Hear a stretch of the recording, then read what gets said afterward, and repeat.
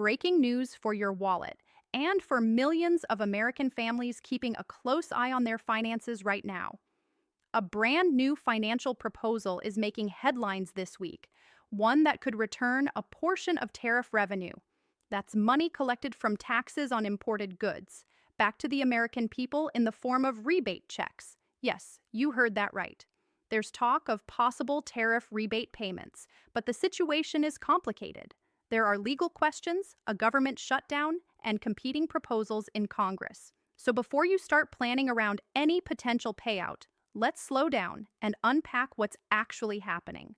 What's being discussed, who could be affected, and what steps you can take right now to be prepared for any official program that might emerge in the future.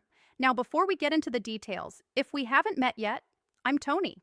For years, I've been helping everyday people understand financial changes, social security updates, and government policy in plain language.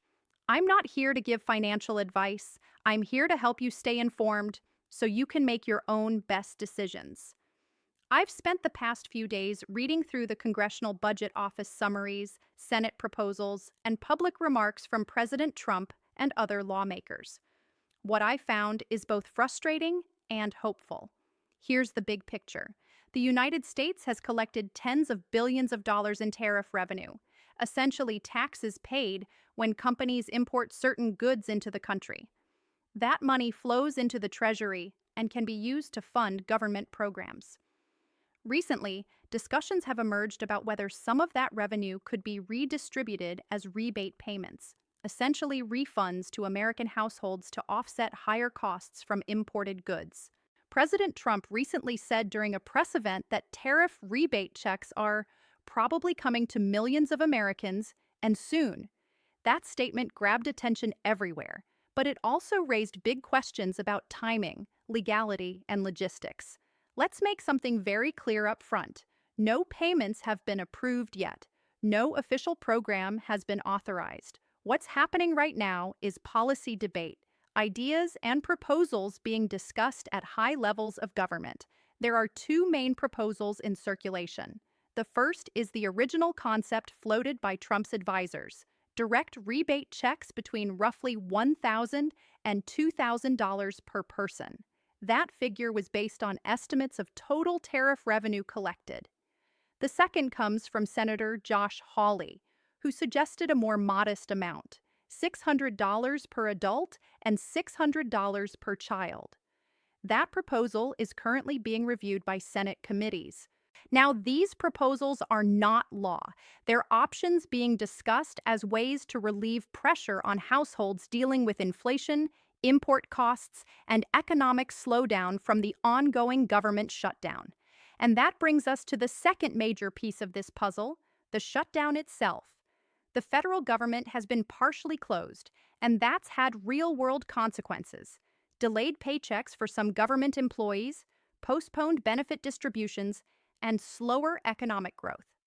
According to the Congressional Budget Office, a 4-week shutdown could reduce U.S. GDP by about $7 billion. If it continues for 2 months, that number could reach $14 billion. Those are not small losses. Now imagine this, billions of dollars sitting in tariff accounts untouched, while the country loses billions more from inactivity. The question many Americans are asking is, why can't we use that money to ease the strain? It's a fair question. But here's where the roadblock appears: legality. Some experts believe that tariff funds are bound by specific legal restrictions, meaning they can't be used freely without authorization from Congress. Others argue that if certain tariffs are later ruled invalid by the courts, that money may technically belong back to the public, but it can't be released until those legal challenges are resolved. In short, it's complicated, and it takes time. Let's take a step back and put a human face on this. I want you to meet Laura and David, a real couple who reached out to my channel last year during another budget standoff. David serves in the National Guard, and Laura works at a small grocery store. When a shutdown paused David's pay for several weeks, they relied on their savings and a local food pantry to get by. Laura told me something that stuck with me. She said, "We don't expect handouts. But when the government collects money, it should help the people who need it most. That's the heart of this debate, not politics, but fairness. How should government revenue be used? Should some of that tariff money go back to taxpayers, or should it stay in the Treasury to cover national debt and operating costs? These are tough questions, and they're not settled yet. Let's look at what we do know.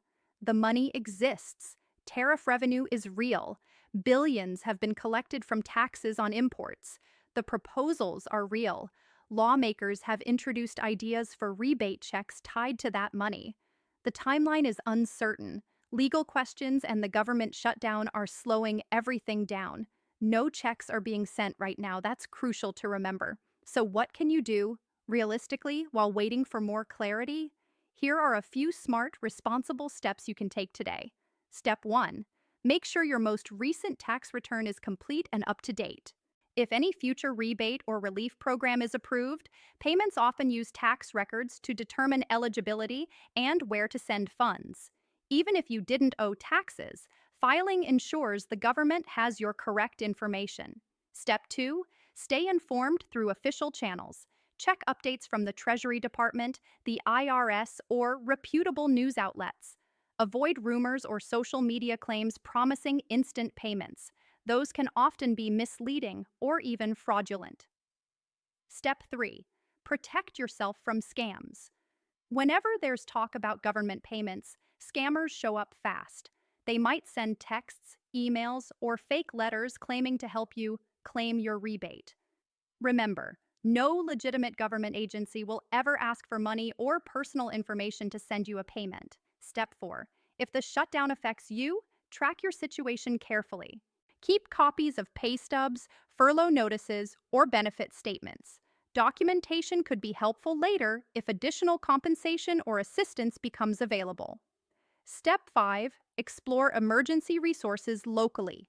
Food banks, utility assistance programs, and community grants can provide short-term help.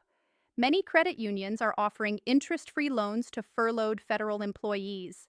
These steps don't solve the bigger problem, but they do help you stay protected, prepared, and informed. Now, let's talk about what's happening politically, without taking sides. In recent weeks, several senators have questioned how tariffs are being applied. Some bipartisan coalitions have even voted to roll back certain trade measures, like tariffs on specific goods from Brazil. Those decisions matter because if tariffs are reduced, the total revenue, and therefore the potential size of any future rebates, also goes down. So this is a delicate balance. Too many rollbacks, and there's less money available. Too many tariffs, and prices rise for consumers. Lawmakers are trying to find a middle ground, and that's why the process takes time. Now let's look forward. What could happen next? Once the shutdown ends, Congress may revisit how tariff revenue is allocated. If a rebate proposal gains traction, they'll need to pass a new law or include it in a larger budget package. After that, the Treasury Department and IRS would handle the logistics, verifying eligibility, calculating amounts, and distributing payments. If you're thinking that sounds familiar, you're right. It's the same basic process used for pandemic stimulus checks and tax refunds. That means if, and only if, Congress authorizes tariff rebate payments, the distribution could happen relatively quickly. The systems already exist. But until there's a signed law, there's no guarantee, no application process, and no official payment schedule. So please, stay cautious about anyone claiming they can help you get your money now. Now let's pause for a moment and look at the bigger meaning of all this. Whether these rebate checks happen or not, this story reveals something powerful about our economy. Everything is connected. When one part of the system, like a government shutdown, stalls, it ripples through the entire country. Families wait for paychecks. Businesses hold off on hiring. Communities tighten their belts. But here's the hopeful part. Just as negative ripple effects can spread, so can positive ones.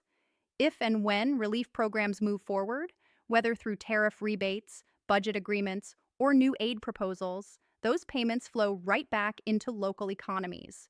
They pay for groceries, rent, small business expenses, and gas. Every dollar recirculates, and that helps everyone. That's why it's important not to lose hope, even when the headlines sound bleak. Change takes time, but pressure builds. And when enough everyday Americans keep asking questions and paying attention, leaders respond. Now, if you've been following this channel, you know what I always say: information is power, and calm is your greatest tool.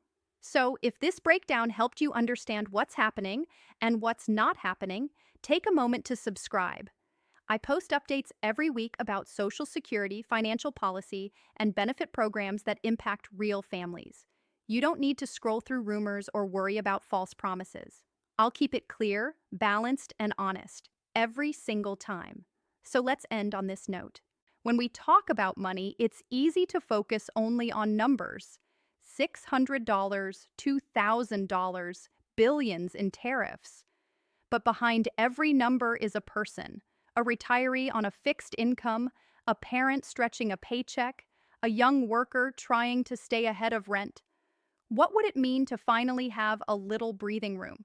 To not worry about whether the lights stay on or whether the pantry is full? That's why these discussions matter. Not because of politics, but because they affect real lives.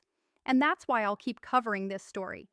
Because whether the checks arrive this winter, next spring, or not at all, the more you understand how these systems work, the better prepared you'll be to handle whatever comes next. So take care of yourself, keep records, stay informed, and remember, you're not alone in this.